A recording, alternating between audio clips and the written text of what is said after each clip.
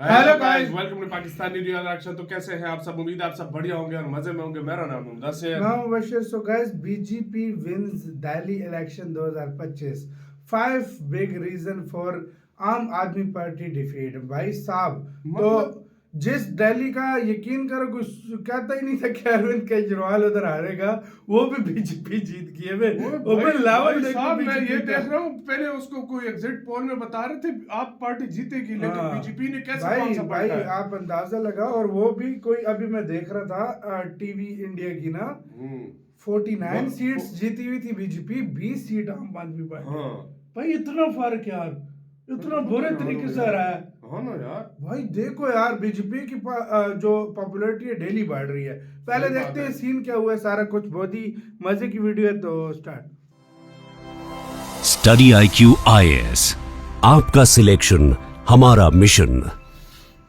नमस्कार दोस्तों सबसे पहले मैं चाहता हूं कि आप इस पिक्चर को देखिए। ये है 2020 का दिल्ली असेंबली का चुनाव, जिसमें से आप देख सकते हैं क्लियरली 70 में से 62 सीट्स आम आदमी पार्टी को मिला था। मतलब मैसिव विक्ट्री मिली थी 2020 में, और बीजेपी को सिर्फ 8 सीट मिली थी, कांग्रेस को 0 सीट मिली थी। इनफैक्ट अगर आप 2015 का डेटा देखोगे तो उस समय तो आम आदमी पार्टी को 67 सीट्स मिला था। मतलब एक बदलाव की पार्टी मानी जा रही थी। ऐसा माना जा रहा था कि दिल्ली के राजनीति में और पूरे देश की राजनीति में एक बड़ा बदलाव आने वाला है। वैसे अगर आप देखोगे 2015 और 20 में आम आदमी पार्टी को जो वोट शेयर मिला था वो 50% के करीब था, और यहां पर बीजेपी को जो वोट शेयर आप देख सकते हैं ये लगभग कांग्रेस को तो 32%, मिला ही नहीं फिर है। 2020 में 38% के आसपास मिला था। तो शायद ऐसा लग नहीं रहा था, किसी ने सोचा नहीं था कि क्या आम आदमी पार्टी 2025 का चुनाव हार सकती है। लेकिन जिस तरह से चीजें हुई हैं पिछले 1.5 साल में, अगर आप देखेंगे, चाहे वो यमुना की बात हो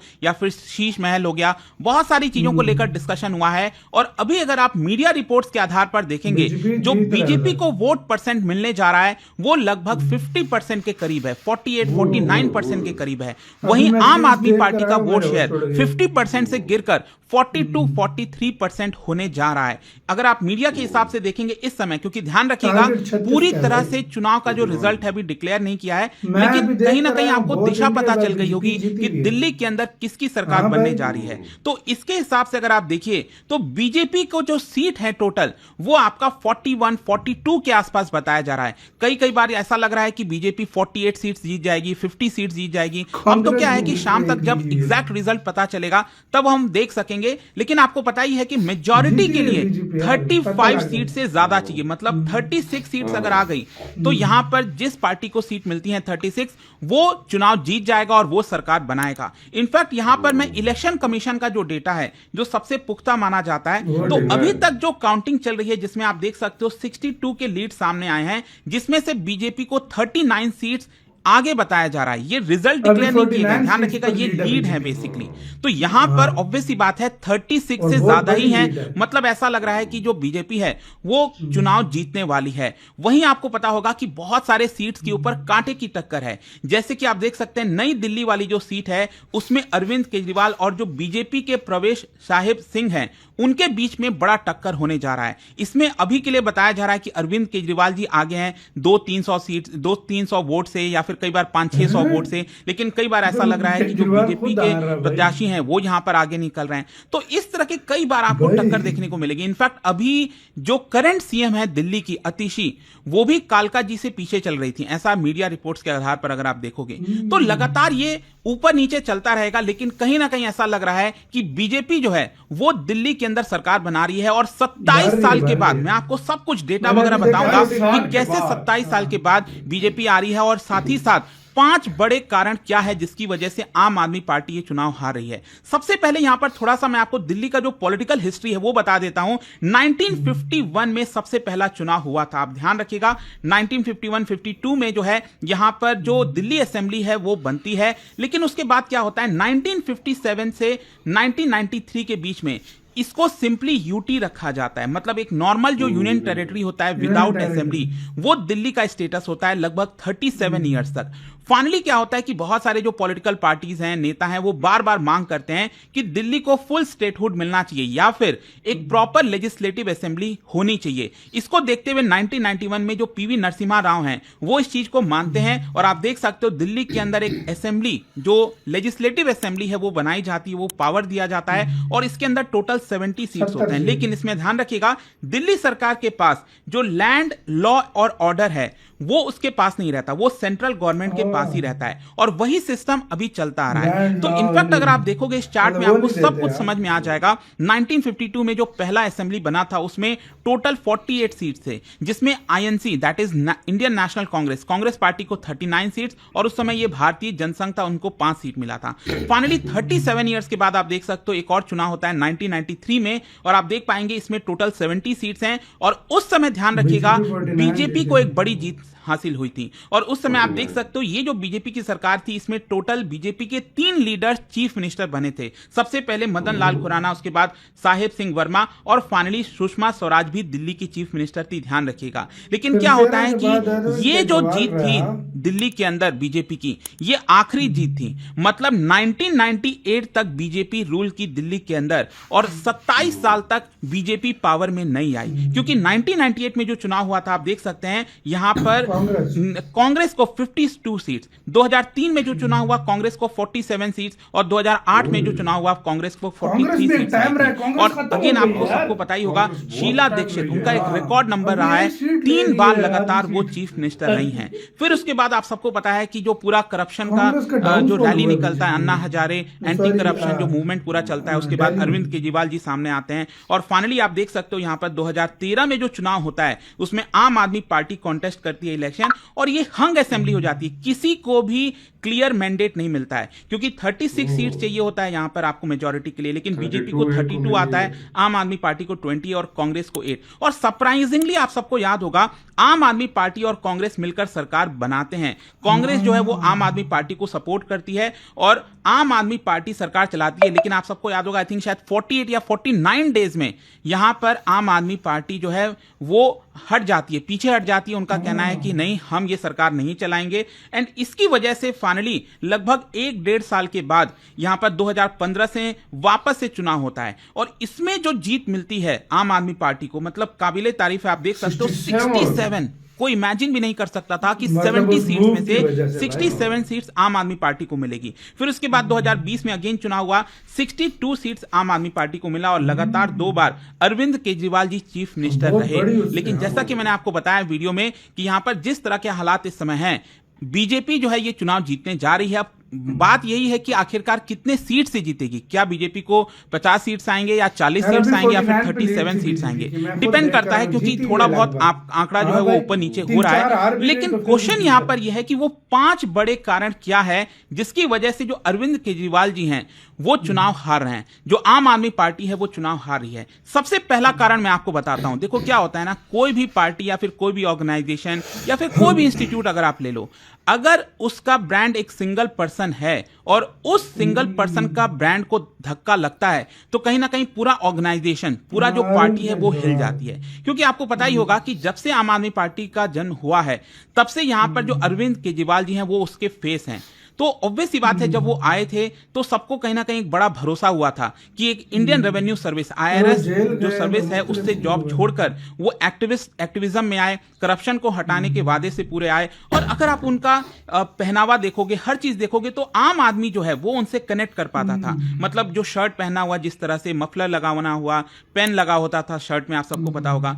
तो इस तरह की चीजें लोगों को काफी पसंद आ रही थी और उनका जो इमेज था जो एंटी करप्शन का, उसको एक बहुत बड़ा धक्का लगा धीरे धीरे पिछले 1.5-2 साल से। अगर आप देखेंगे, चाहे वो दिल्ली एक्साइज पॉलिसी स्कैम हो गया, जो लिकर स्कैम जिसकी हम बात करते हैं, फिर उसके बाद यहां पर जो चीफ मिनिस्टर का रेसिडेंस है जिसको बीजेपी काफी बढ़ चढ़कर दिखा रही थी, शीश महल बार बार बोल रही थी। क्योंकि आपने देखा होगा यहां पर 2015 के पहले अरविंद केजरीवाल जी का जितने भी बयान थे कि मैं बंगला नहीं लूंगा, गाड़ी नहीं लूंगा, हमारे जितने एमएलएज हैं वो कोई सरकारी बंगले में नहीं जाएंगे, जहां पर वो रह रहे हैं वो पहले से रहेंगे, तो कहीं ना कहीं उसको और अभी जो हो रहा है उसको लेकर बार बार कंपेयर करके चीजें दिखाई जा रही थी। तो बीजेपी ने भी यहां पर स्ट्रैटेजी चली कि कैसे जो अरविंद केजरीवाल जी का जो इमेज है उसको हम लोगों के सामने ला सकते हैं, और वही चीज हुआ कि अरविंद केजरीवाल जी का जो इमेज को धक्का लगा उसका डायरेक्ट असर ओवरऑल जो पार्टी है आम आदमी पार्टी उसके ऊपर देखने को मिलेगा। ऑल्दो अरविंद केजरीवाल जी ने यहां पर उसको थोड़ा सा अपने आप को डिस्टेंस करने की भी कोशिश की कि ऐसी कोई बात नहीं है, और इसीलिए आपने देखा होगा जब वो जेल से बाहर आए थे लोकसभा चुनाव के बाद, तो यहां पर सबसे पहले उन्होंने क्या किया, इस्तीफा दे दिया कि मैं चीफ मिनिस्टर नहीं रहूंगा, तब तक आतिशी जी जो है वो चीफ मिनिस्टर के पद पर बनी रहेंगी। लेकिन फिर भी चीजें उतनी वर्कआउट नहीं कर पाती। तो सबसे पहला यह है। फिर दूसरा यहां पर जो मेन कारण बताया जा रहा है, एक तो देखिए क्या होता है ना हमारे देश के अंदर एंटी इनकम्बेंसी, स्पेशली 2 टर्म कोई छोटा मोटा नहीं होता। अगर आप 10 साल तक किसी स्टेट में रूल कर रहे हैं तो बहुत कम ऐसा हुआ है, चाहे थोड़ा बहुत अगर आप सिक्किम की बात कर लें, उड़ीसा की बात कर लें, इनफैक्ट सेंटर में जो है मानना पड़ेगा 2024 में मोदी जी दोबारा चुनकर आते हैं। ऑल्दो ऐसा दिखाया जाता है कि यहां पर फुल मेजॉरिटी नहीं आई है बीजेपी को, लेकिन अगेन आपको समझना होगा भारत जैसे देश में लगातार 2-3 टर्म रूल करना यह आसान बात नहीं होता है। तो अगेन एंटी इनकम्बेंसी आ जाती है, लोगों को थोड़ा सा फ्रेशनेस चाहिए होता है, चीजें चाहिए होती है, तो कहीं ना कहीं बीजेपी ने उसको और ज्यादा तेजी से बढ़ाया, और जो पूरा इलेक्शन जगन्नाथ है बीजेपी का, चाहे वो पीएम मोदी हो या अमित शाह हो, योगी आदित्यनाथ, हिमंत बिस्वा शर्मा, सबको इलेक्शन के अंदर झोंक दिया।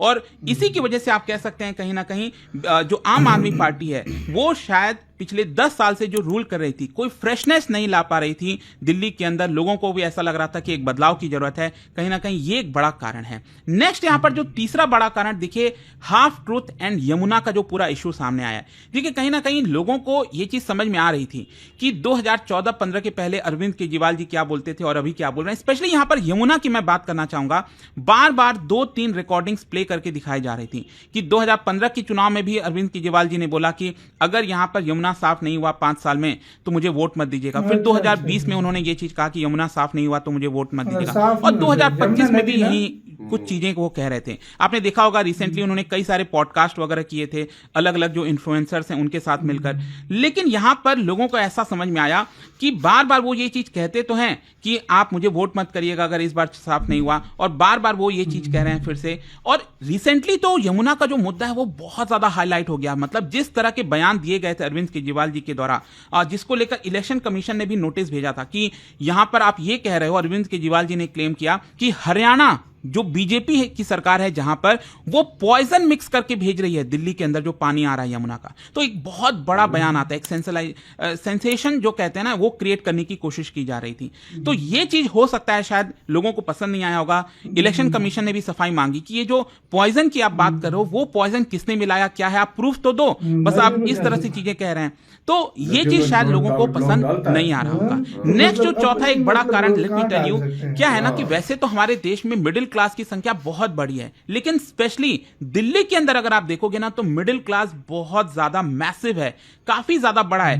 2/3 से ज्यादा जो पॉपुलेशन है दिल्ली के अंदर वो आप कह सकते हैं कि वो मिडिल क्लास की है। 67% हाउस होल्ड मिडिल क्लास से बिलोंग करता है। तो यहां पर आम आदमी पार्टी का अगर ज्यादातर चीजें अगर आप देखोगे जो फ्रीबीज वो देते हैं या फिर जो सब्सिडीज वो प्रोवाइड करते हैं तो ज्यादातर स्लम एरियाज के लिए जो झुग्गी झोपड़ी हो गया, तो वहां पर तो हो सकता है कि उनका जो वोट है वो इंटैक्ट होगा। लेकिन मिडिल क्लास इस चीज से परेशान हो रहा था कि हम जो भी टैक्स वगैरह पे करते हैं, जो भी कुछ होता है वो सारा जो लोअर इनकम क्लास है वो यहां पर पैसे ले जाती है, वो एक प्रकार से उनको फ्रीबीज के तौर पर, सब्सिडीज के तौर पर दिया जाता है। लेकिन हमारे लिए क्या, और यहां पर बीजेपी ने कहीं ना कहीं बाजी मारने की कोशिश की, लेट मी टेल यू। क्योंकि जनवरी के महीने में आप सबको याद होगा मैंने वीडियो भी बनाया था रिगार्डिंग 8th पे कमीशन, जहां पर सेंट्रल गवर्नमेंट एम्प्लॉइज का काफी अच्छा खासा जो सैलरी है वो बढ़ सकता है। फिर इसके अलावा स्पेशली जो बजट में हुआ है, यूनियन बजट जो पेश किया गया उसके अंदर जो इनकम टैक्स का तो भाई साहब ये सीन हुआ है सारा यार गेम भाई। यार मैं वैसे एक बात यार भाई मैं अभी खुद टीवी पे देखा, अभी आप बताना यार, मैं खुद हिल गया। 49 सीट्स पर लीड है और काफी सारी बीच में जीत चुके, रिजल्ट आ चुके हैं। तो मतलब सरकार तो बीजेपी बना रही है भाई, ये सामने हो गया। हाँ, ये सामने दिख रहा है। और वैसे मैं एक बात बताऊं, इन 10 साल, पिछले 10 सालों में अगर देखा जाए, काफी सारे मैंने ऐसे प्रोजेक्ट देखे आप पार्टी के, मतलब वो स्ट्रीट को साफ करना, स्कूल सिस्टम, बिजली फ्री देना, ये बड़ा कुछ था उनका। उनके अच्छे अच्छे काम भी है यार, ये नहीं कि नहीं, उनके बहुत अच्छे अच्छे काम भी है। भाई लेकिन वो कहते हैं ना, लेकिन सत्ता को संभाल रखना बड़ा हाँ, मुश्किल वो बहुत काम होता मुश्किल है। काम होता अब है। देखो, और बीजेपी ने हाँ, तीसरी बार अपना ये टर्म लाया पूरे देश में इलेक्शन जीत के। हाँ, वाकई ये में। इसको कहते हैं सत्ता मतलब संभाल कर यार रखना। फिर अगर- मतलब अपना काम कोई ऐसे न करना कि भाई साहब नाम खराब हो। देखो यार, केजरीवाल सिंपल सी साहब बात जो है। गए ना वो जेल, उधर से हाँ। बड़ी इमेज इनकी यार खराब मैं है। सिंपल सी एक हाँ। बात बताता हूँ, लोगों को काम दिखा है तो बीजेपी तीसरी दफा आई है। हाँ। लोगों को काम दिखा है तो बीजेपी उस दफा दिल्ली का इस बार इलेक्शन दिल्ली जीती में आई है। है, तो सीधी कुछ सी बात। दिखा है लोगों को, तब जीत रही है तो ना। गाइस, आप लोगों ने दिल्ली से किसको वोट दिया, कमेंट में बताना। और अब तक क्या सिचुएशन है आपके लिहाज से रिजल्ट की? क्या रीजन है हाँ। आम आदमी पार्टी की दिल्ली में हार और की? अब तक की क्या हाँ। रिजल्ट है, ये भी कमेंट सेक्शन में जरूर अपना बताना। बहुत